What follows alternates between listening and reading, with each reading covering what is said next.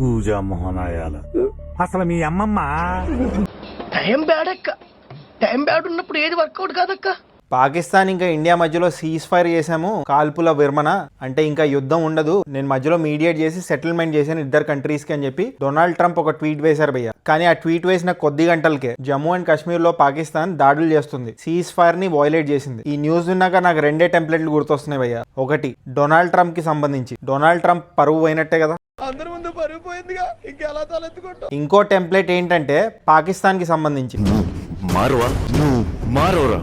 Already మీరే phone చేసి cease fire చేసుకుందాం, ఈ యుద్ధాన్ని ఇంకా ఆపేద్దాం, యాక్చువల్లీ యుద్ధం స్టార్ట్ అవ్వలేదు హోల్ స్కేల్లో, కానీ ఆపేద్దాం అని మీరే ఫోన్ చేశారు. మళ్ళీ ఇదేంటి, me too both Pakistan and Donald Trump.